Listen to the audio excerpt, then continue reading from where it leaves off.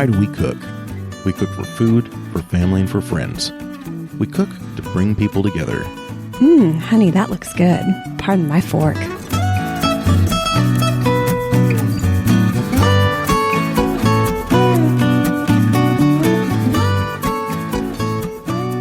Hello and welcome to Pardon My Fork. This is Andy, and we're talking to the great Mike McCloud, the brains and the CEO behind the World Food Championships.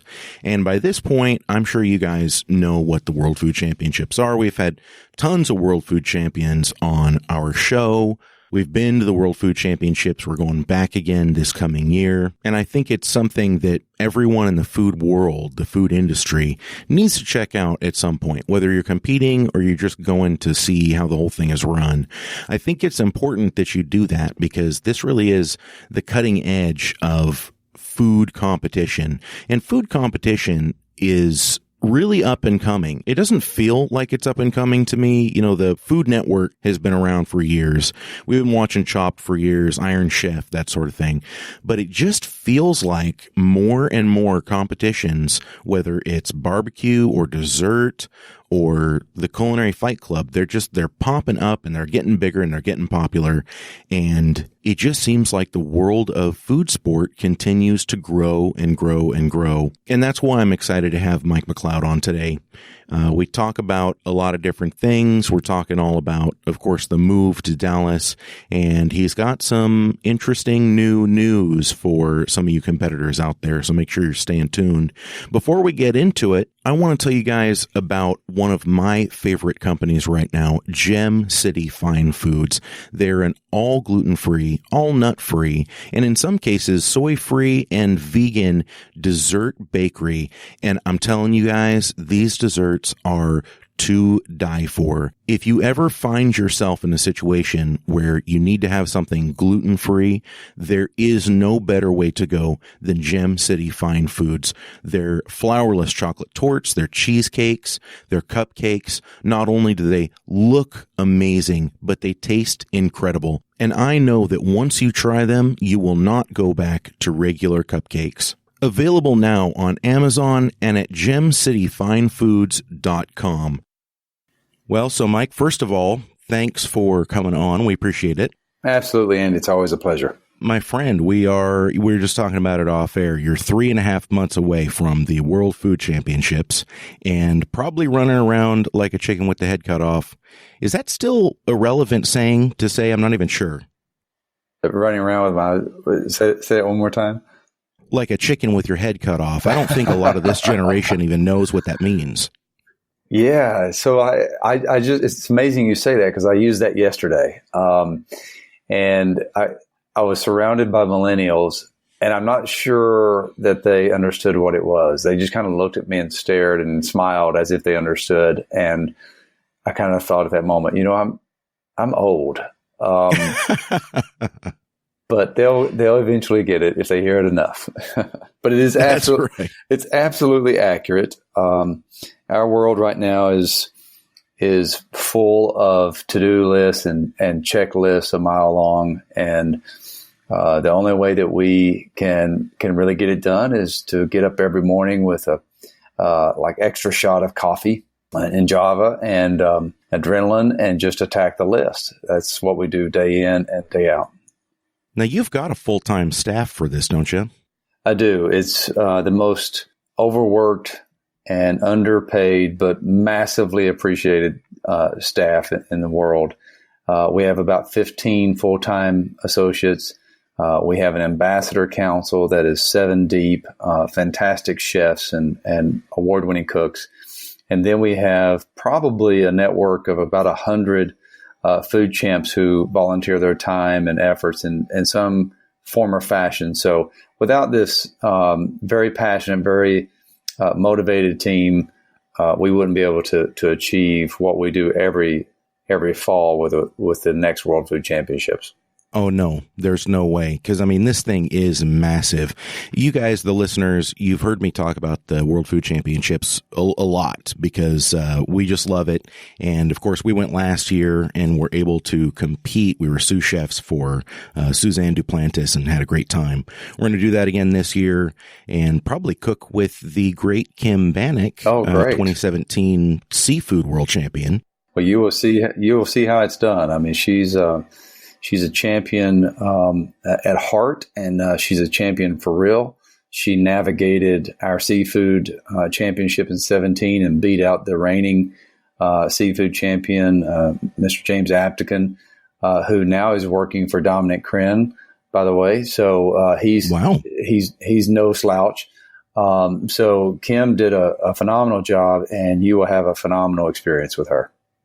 Oh, I have no doubt. And I'm pretty sure she landed in the top 10 even last year, which I'm actually a little curious if you know how often the winners will continue to land in the top 10 after that.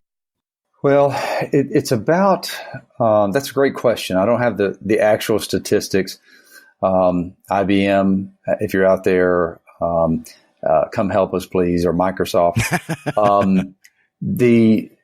But I'd say about 50% of our returning champions at least end up in the top 10 again. And it's very rare for a champion to repeat.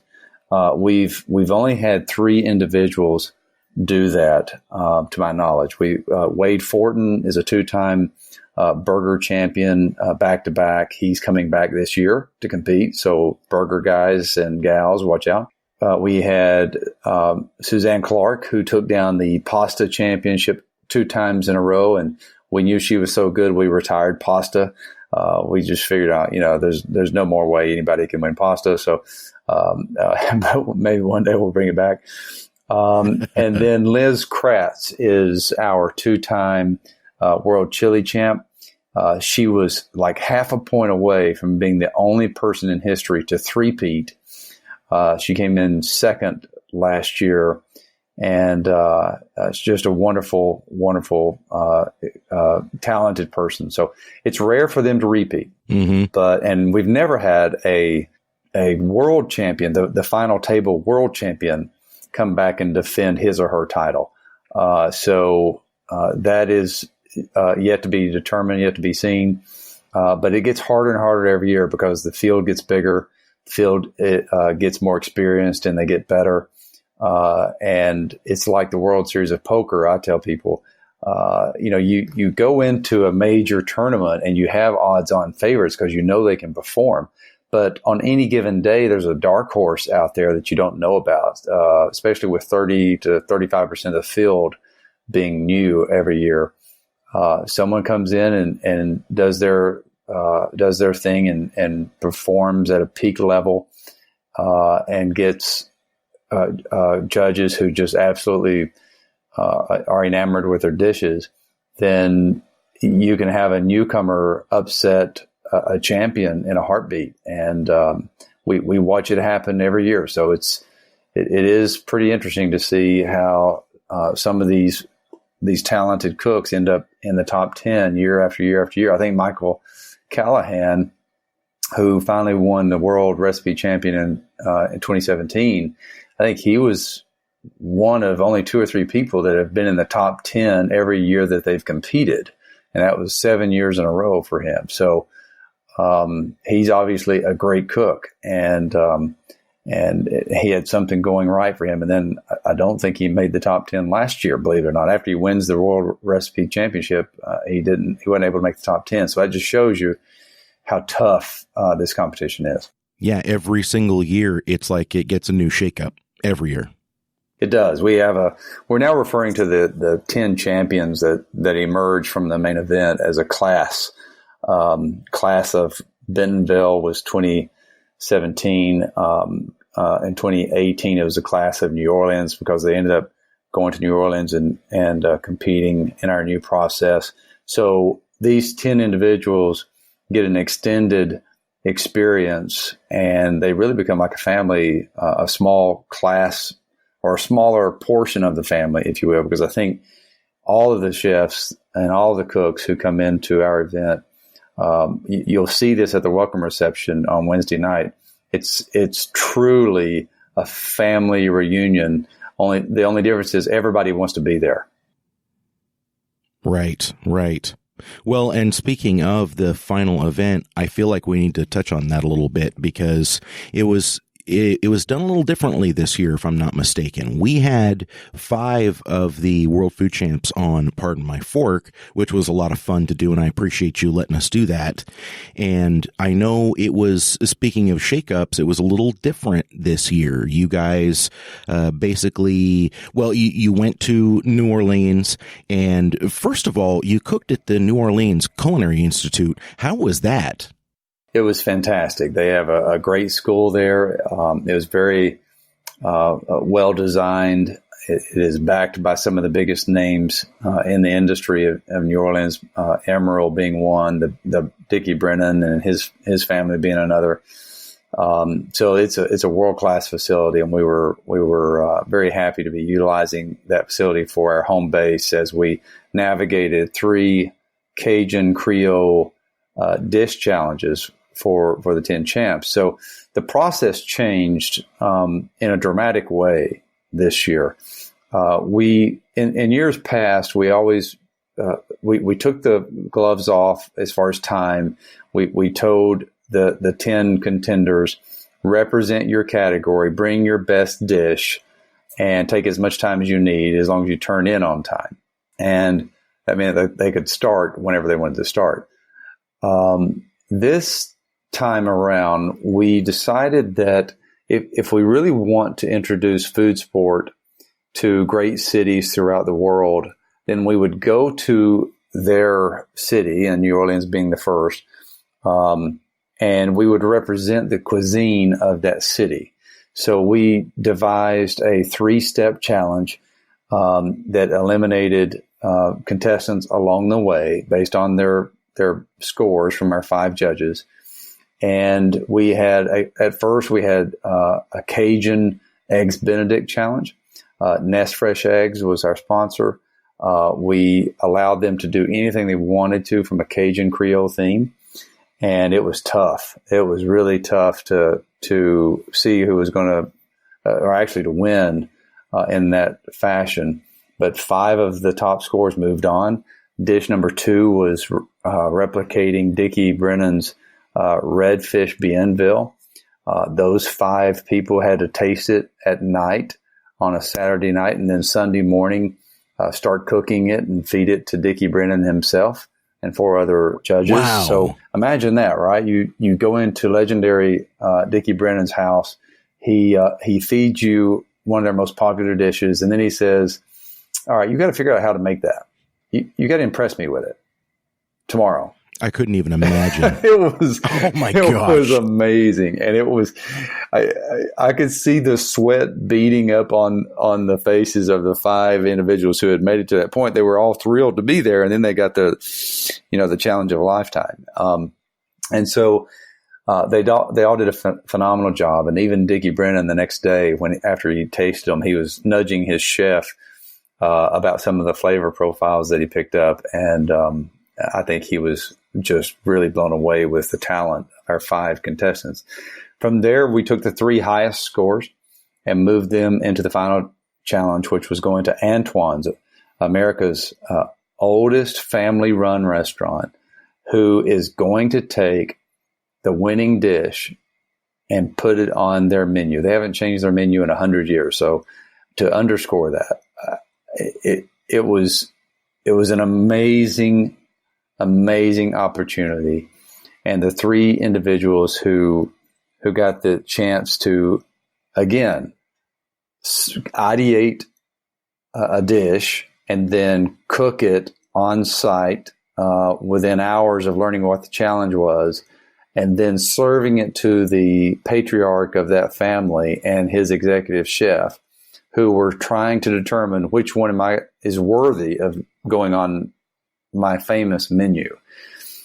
Andy, I don't know that we've ever had a culinary exercise that was this robust and that was adopted by phenomenal culinary names and legends, and then to have the performance that our food champs did. It was another milestone moment for World Food Championships, and I could not be more happy.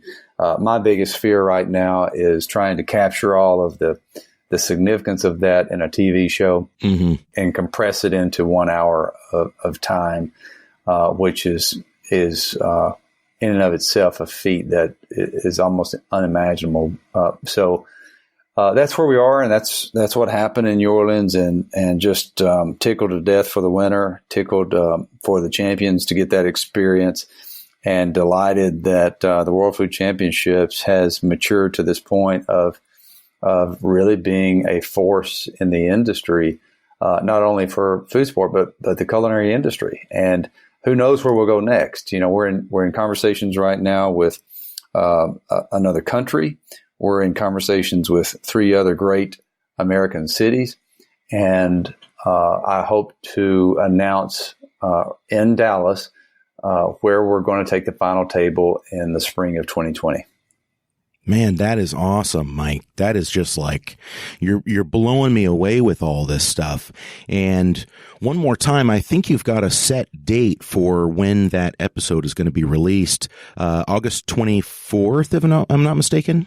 That's correct. It's going to be August 24th at noon Eastern on CNBC. And a lot of people have questioned why CNBC. So I'll talk about that for a second. Our platform, it has a lot of tentacles, and product ideation, product development, restaurant menu development, those things are really seen as business exercises. So we're going to flex the strength of our platform from the business angle in this new show. We're going to make it known that not only is food sport for real, not only are these food champs for real, but the outcome of what we're doing is for real. It ends up on menus. It ends up in the food service industry. It ends up on shelves at retail. So we're taking a different path here. We're not trying to put this on Food Network, even though we love Food Network. We're trying to show that the World Food Championships has a lot of legs under its table, and that's why we're going with CNBC. It's basically a culinary theme park at a certain point. I mean, I remember last year in Alabama, you had the big tasting pavilion, and you, of course, had the kitchen arena that everybody could watch everything happening. And then, you had the barbecue stuff out back, and you had demos, and you had the big rig. Do you know if the rig with the big screen for the cooking demos is coming back in Dallas? It is. In fact, it's on the road right now. We have started a Road to Dallas culinary program. It was in St. Louis last night. We had a big throwdown going on with our Missouri state partner in St. Louis, and on Thursday it's going to be in Chicago, where we're going to do another culinary program and some sampling at a Walmart, and then Saturday it's going to be in Indianapolis.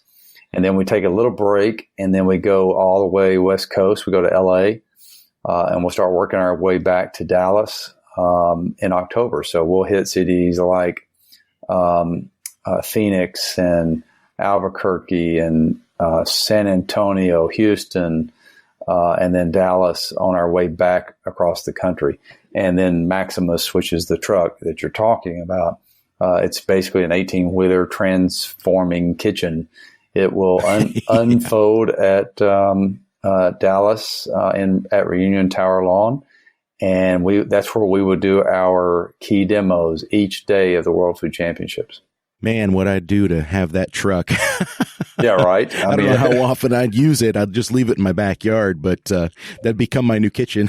we know it's impressive because both the innovation leaders at Walmart and the regional leaders from Cisco, when this lands in their region, they all come out and they're just blown away at the capabilities of this truck and the the audiovisual support, the cooking support, the fold down platform, and the ability just to entertain people. So it is it's quite a remarkable truck. It was featured on Gordon Ramsay's To Hell and Back, and it's going to be featured on our TV show.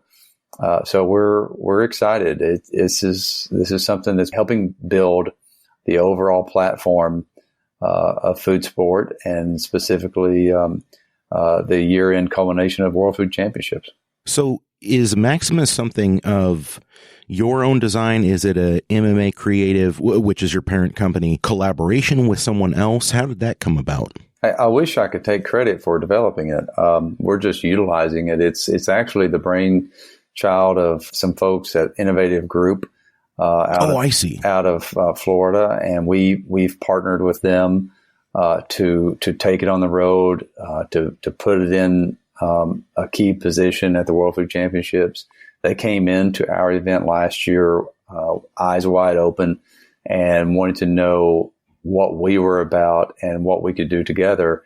And in short order, we were able to pull together this pretty fantastic mobile tour that will have, at the end of the day, I think about 14 stops across the country. We're almost halfway through that, but they're great people. Innovative Group, Jama and Jim and Barry, all of them have captured the spirit and the virus known as food sport, and they're helping us push the envelope. And boy, calling food sport a virus, that's a good way of putting it, because it seems like it's just exploding right now. You know, I can't believe I'm saying this, but I was not able to go to the Culinary Fight Club in Portland, which is just a short drive from me, but there were time conflictions and I couldn't make it work. But, we're seeing so many of these competitions popping up, and I keep seeing the name World Food Championships with the golden tickets popping up here and there and everywhere, barbecue competitions that have them available. And, when I talked to Bo Smith here some months back, the seafood world champion, and he was talking about how, as a matter of fact, I think he got 2 passes to the World Food Championships and didn't even realize that he was competing for it at one point. And then he got it and he was like, oh, wow, and, another golden ticket. But you guys have really you've spread the wealth and you've spread the knowledge. And I really like seeing that. Has that been a concerted effort for you? Do you like to keep your eyes open for these different competitions and see if there's a collaborative effort you can put in there? It is absolutely the spearhead of how we determined the championship was going to work. We did not want a scenario where you just show up and you get to cook. We want to make sure that people that are cooking at this level know what they're doing, that they've won a contest fair and square somewhere. And to do that, we pay attention to all of the food sport events that occur throughout the year. We deem ones worthy of a golden ticket. We put that in play, and we then find out which one of the golden tickets want to register a spot before the categories close out, and we invite them to Dallas. So it is very important. I think it's a part of the qualifying process, and it helps us authenticate that this is a tournament of champions, and it's helping other events deliver the message that if you want to come out to 10 Buck 2 Barbecue Festival, that there's an extra benefit by participating, and that's the opportunity to get to go to the World Food Championships if they have a golden ticket relationship with us. So it's worked extremely well. It's probably one of the best marketing programs we've ever put into play. And I can't take full credit for it because I think Willy Wonka did it first a long time ago.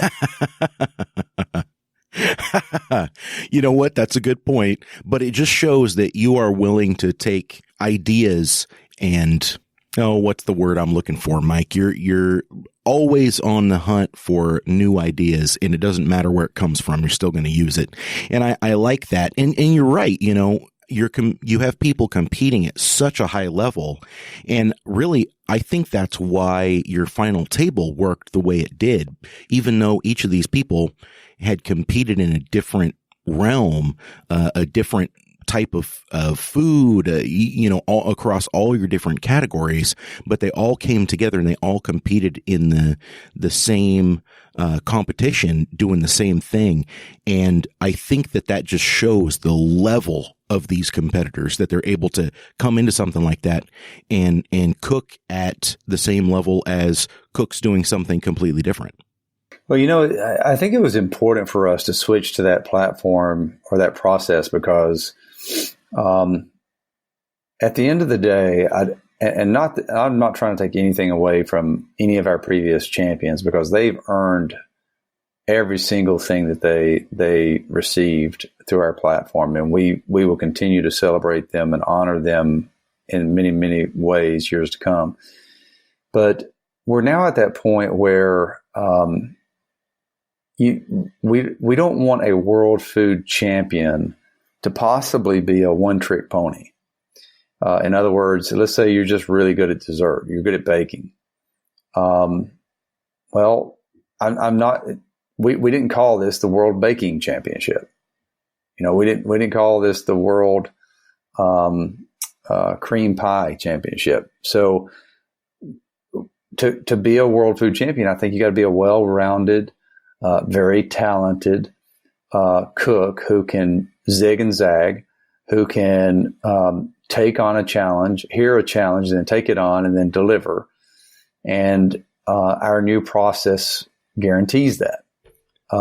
So I'm excited about it. We're going to continue going down that path. We may still continue to tweak it. We're always tweaking at the World Food Championships. We see this as a bona fide major sporting endeavor.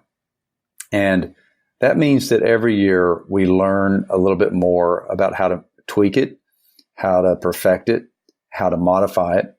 And I'm not bashful about borrowing concepts from other sports. In fact, I think our championship right now is kind of a culmination or amalgamation of things like the World Series of Poker, March Madness, the NFL playoffs, the Westminster Kennel Club.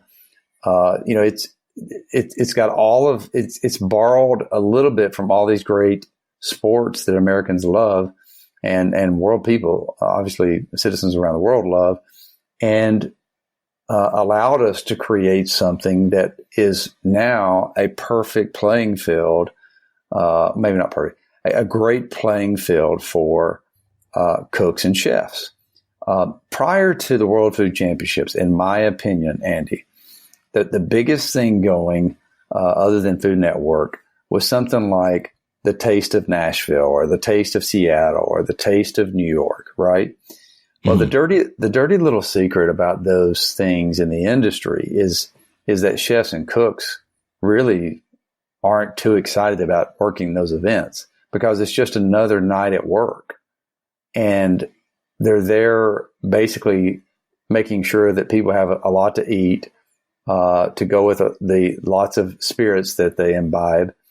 And it's not putting that chef on a pedestal. Well, that's what's different about food sport and about World Food Championships in particular. Our chefs are the stars. Our cooks are the stars. And we are creating pathways to revenue and to accolades and to TV for them as a result of aggregating all of these sporting endeavor thoughts and processes and rolling it up into this thing we call the World Food Championship. So it's exciting to see it come into being. It's exciting every January to announce what the new rules are. It's exciting every July to announce what the new structured builds and infusions are, because that's our chance to really push the envelope. Like we're using CBD this year. We're using caviar. We're using Wagyu beef and tomahawks. And it's just you said it earlier, a theme park. It's Disneyland for chefs and cooks. They get to meet people they know, people that think the way they do, people that understand their trials and tribulations, and then they all get to throw a party, and then they all get to prove how good they are. And for those who get to the very top, we get to reward them, and it's a phenomenal experience for them. And I've made this joke before, but I'm going to say it again. The CBD infused foods, I think the judges are going to feel the best they've ever felt. They're going to be walking around going, "Oh, wow, my joints feel good. What's going on?" Well, that's I'm not sure FDA has approved you saying that, but it should be a good byproduct, and we're gonna slightly make that claim, right? We're just not going to put it in writing. That's right. That's right. You said tomahawks, though. Are you talking about like the steak cook-off? Yeah. So here's the cool thing about steak. We just signed a deal with a great cattle company, Hassel Cattle Company out of Texas. And our steak contestants in opening round are going to have Wagyu ribeyes to compete with. And then at the top 10 level, they're going to cook tomahawks that are Wagyu tomahawks. So very excited about this. It's the best I think we can do for that category. And if you're a meat lover, there's one place to be on October 20th, and that is Dallas, Texas. Oh, man, that is wild. I'm going to have to talk to the guys. I'm in a couple of the different steak groups, and I need to talk to those guys about what their strategies are going to be. Is this something that you've already put out there? Do the steak cooks already know that they're going to be doing tomahawks at the top 10? You just got the news flash. It has not been announced. This is incredible, man. I mean, seriously incredible stuff. I'm just sitting here thinking, how on earth? Okay, here's what it is, Mike. I'm thinking about my friends over at the Chimney Cartel. They're headed up by Vic Clevenger, and they like to do their steak competitions on charcoal chimneys. I don't know how they're going to do a tomahawk on those chimneys. Well, they won't have to, because we do. Our process changes. Once you get to the top 10 in the steak category, you move into Kitchen Arena, where you have access to a Bull outdoor grill that's big enough to grill, sear, cook a tomahawk. So, hey, I love those Bull grills, by the way. I set mine on fire last year. Yeah, oh my goodness. I don't know how you did that. But well, it was our cast iron pan, so it wasn't exactly the Bull, but I couldn't believe how hot the thing got. Oh yeah, they get hot fast.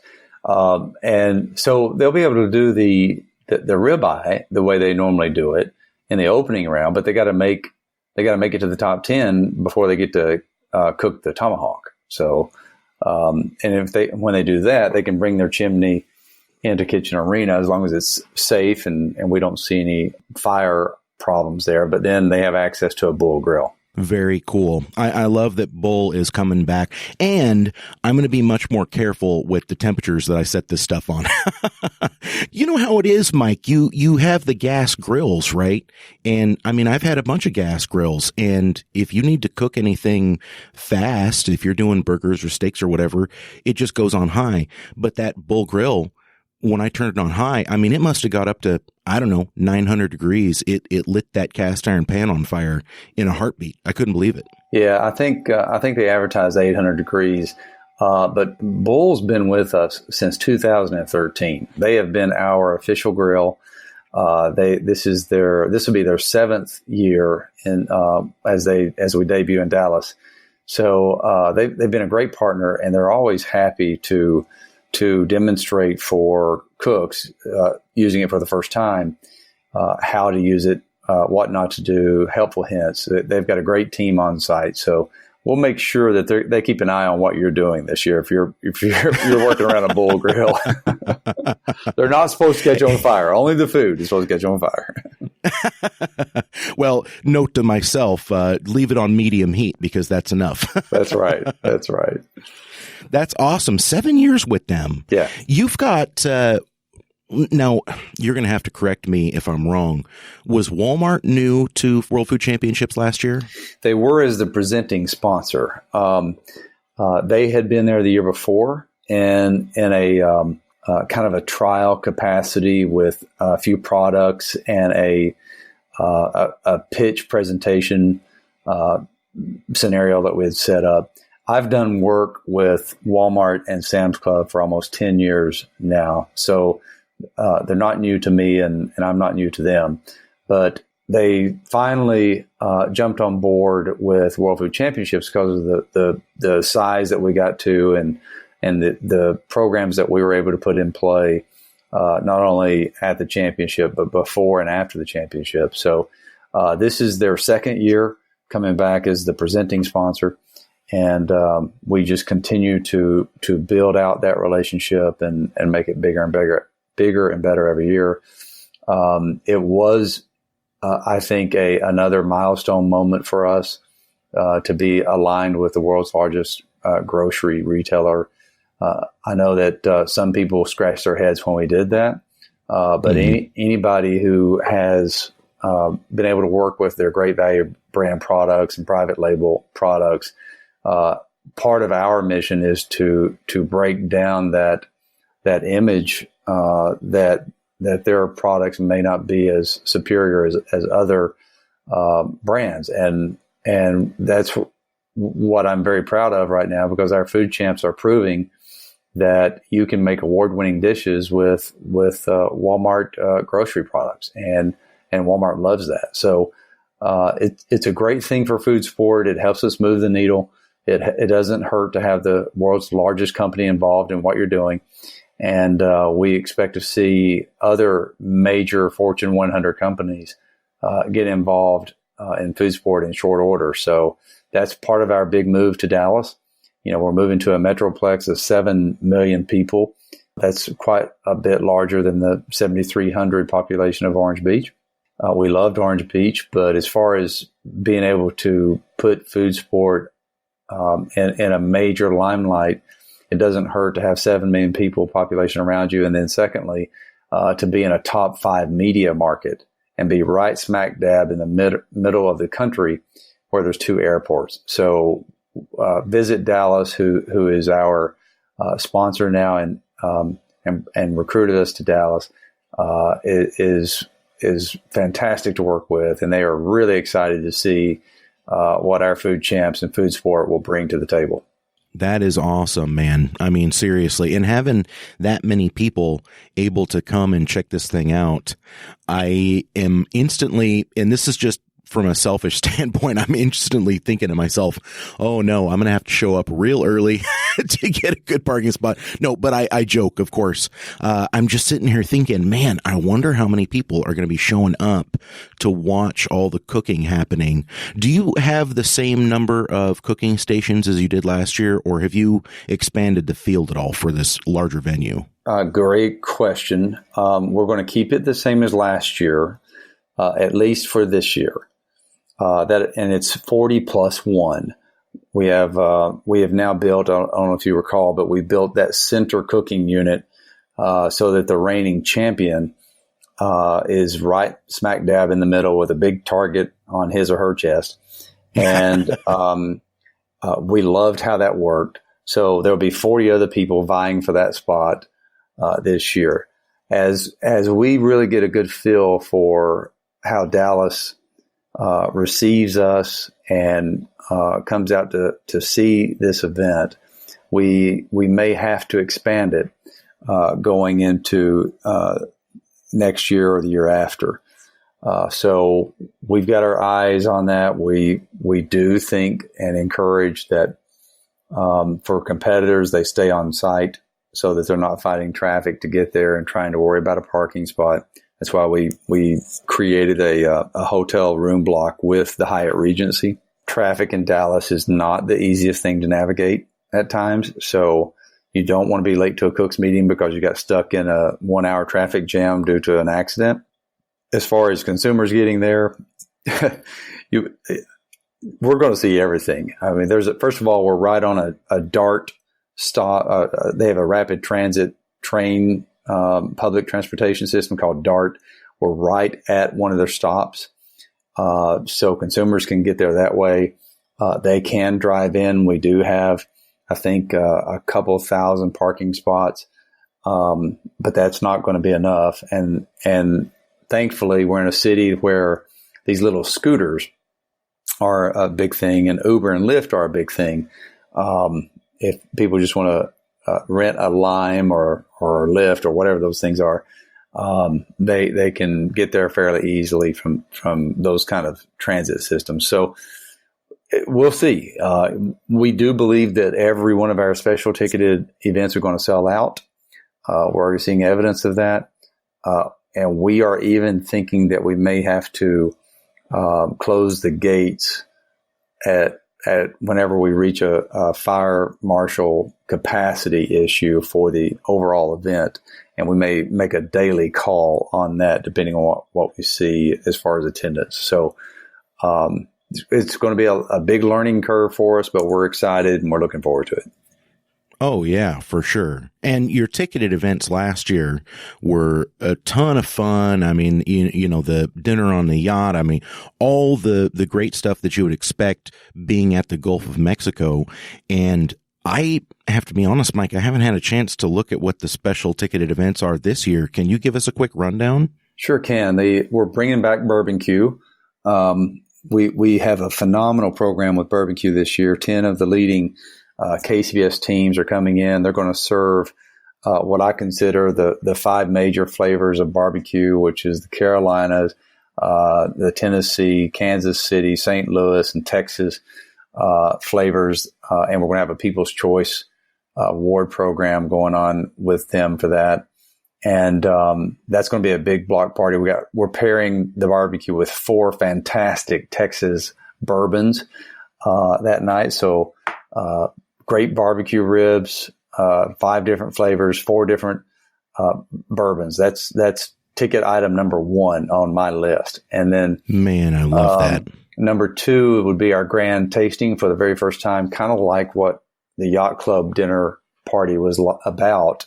We used 5 champs last year in our Yacht Club party. Well, imagine that being supersized, because we're going to use Kitchen Arena.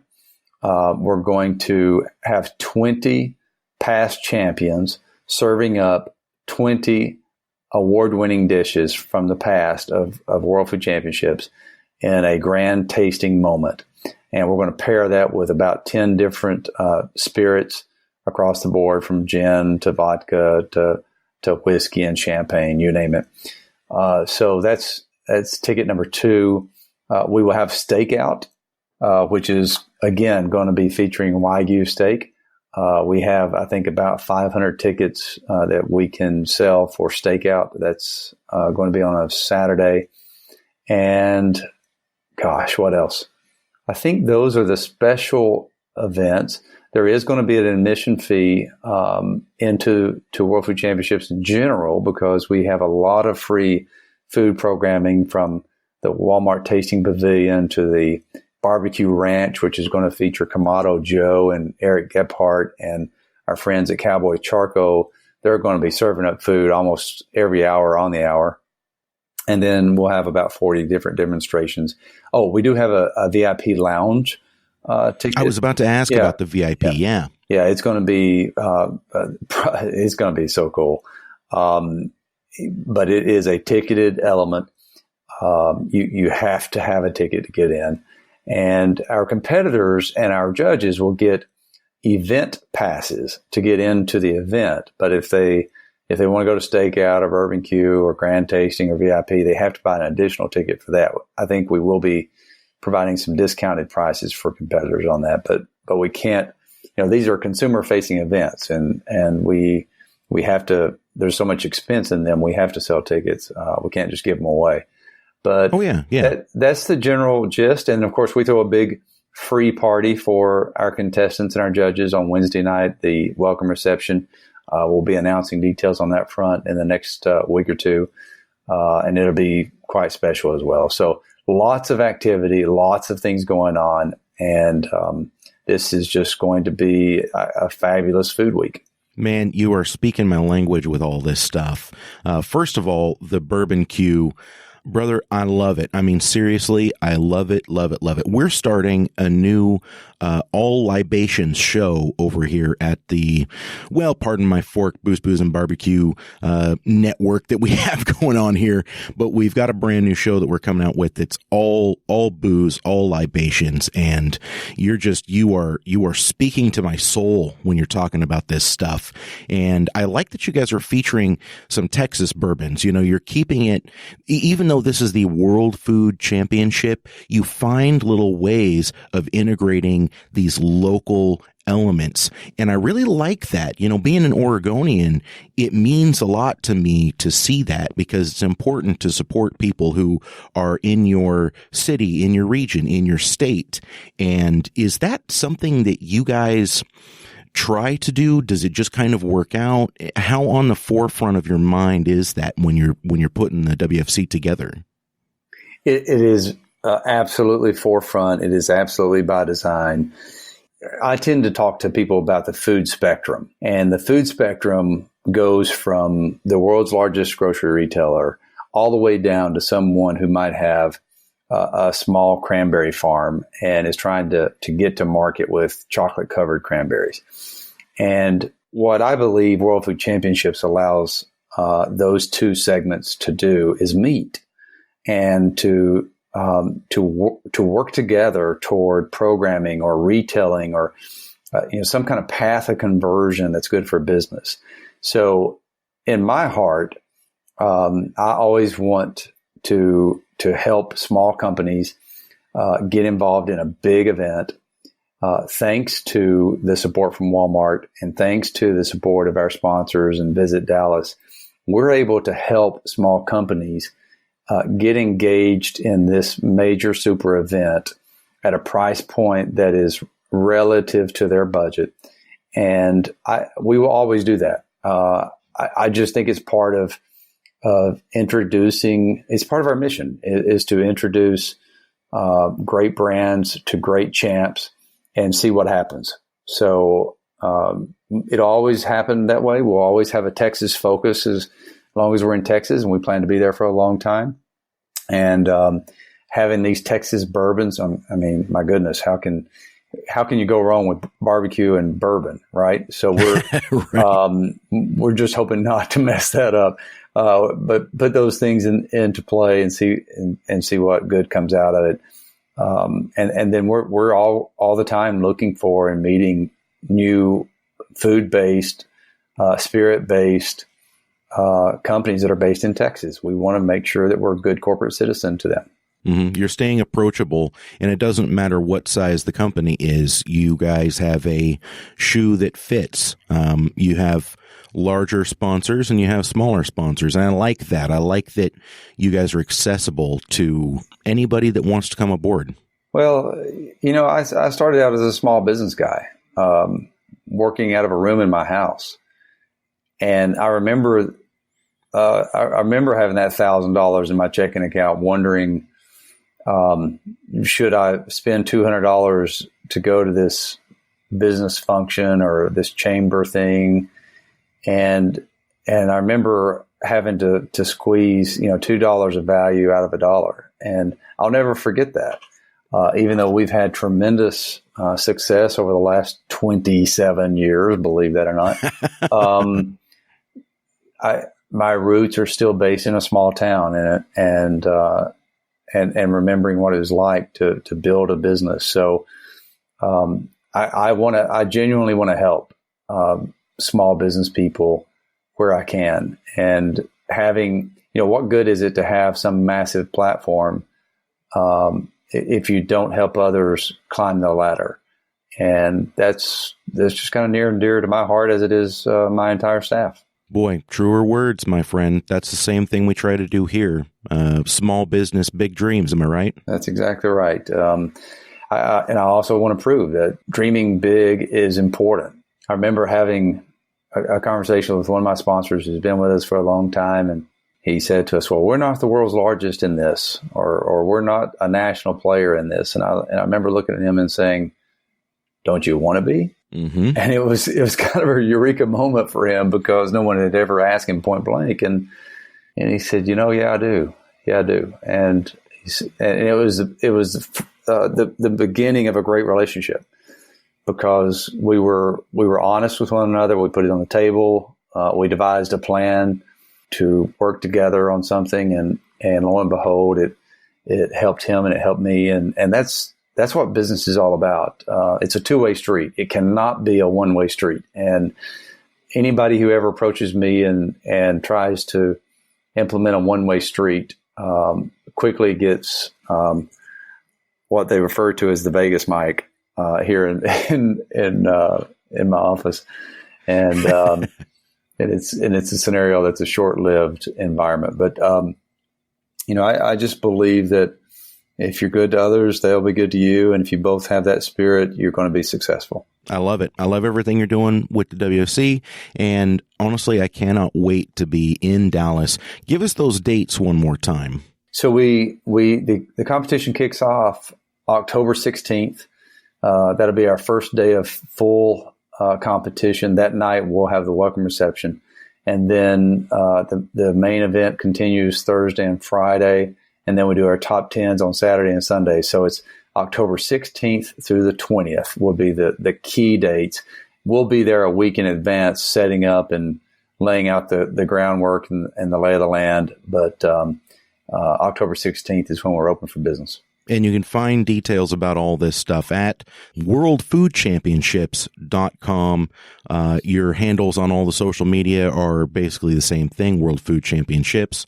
And I encourage folks to go out and take a look. And if you're in the Dallas area, heck, if you're in Texas at all, make this a stopover. It doesn't matter where you are. This isn't just something to go to. This is the destination.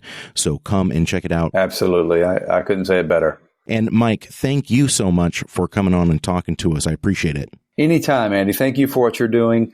It's guys like you and platforms like WFC that I think the food sport, food family industry really needs. So let's both just keep grinding it out and working hard and following our passion. I love that. Thanks, Mike. All right, buddy. Take care. And there he goes. Always great talking to Mike. It's so insightful to hear what he has to say. One of these days, I really just need to sit down and talk about him, his past, how he got here, the path to what he's doing now, because the WFC is a huge event. And when I look at it, I'm just like, man, how does a person get from, like he said, a small business owner to where he is now running this enormous food event? And I think it'd be very interesting to talk to him about that. Someday, we're gonna work on that. All right.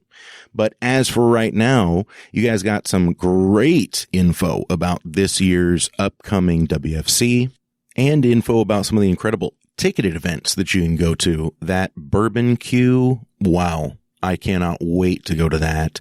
And as a matter of fact, the VIP area, I really think that that's worthwhile. It's a lot of fun to be that up close with everyone competing and cooking, and the competitors are able to swing samples right by, and you get to pick right off as it's being made, by the way, and good drinks, great conversations. It's just a really fun time. So if you're going as a spectator or you're a competitor, but you know that your day is going to be short for whatever reason, I think it would be a lot of fun and probably worth the money to get a couple of VIP seats while they're still available. And honestly, you guys, I can't wait for the event. It's coming up on us fast. I can't believe that it's almost here already.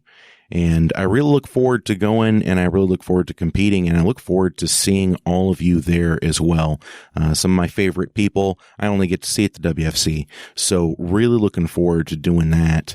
And that is just about it for me, you guys. I want to thank Mike McCloud one more time before coming on the show and talking to me. And I want to throw another special thanks out to today's show sponsor, Gem City Fine Foods, the only gluten-free and nut-free bakery that I will trust with my desserts. They are the best, and they are making some of the most incredible stuff. If you haven't tried them yet, make sure to swing by their website, gemcityfinefoods.com, or Amazon. Amazon and order up some today. Just try it.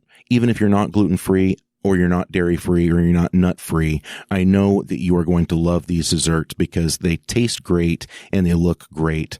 GemCityFineFoods.com is where you can find them and all of their products. And of course, I want to thank you guys for tuning in. I want to thank you for telling a friend. We do have some great stuff coming up. That Represent store for our merch is going to be up real soon. The new show, which I believe we have settled on a name, it's going to be called Barrel Aged Podcast. That is going to be very exciting, and I'm very much looking forward to putting that out. We've already got incredible guests all lined up and recorded. We've got shows with Ardbeg Scotch Whiskey. We've got shows with Spiritopia Fine Spirits, brewers, distillers, and winemakers, local and from around the nation. So please stay tuned for that. Hope you all had a great Independence Day. For Mike, this is Andy, and we will see you next time.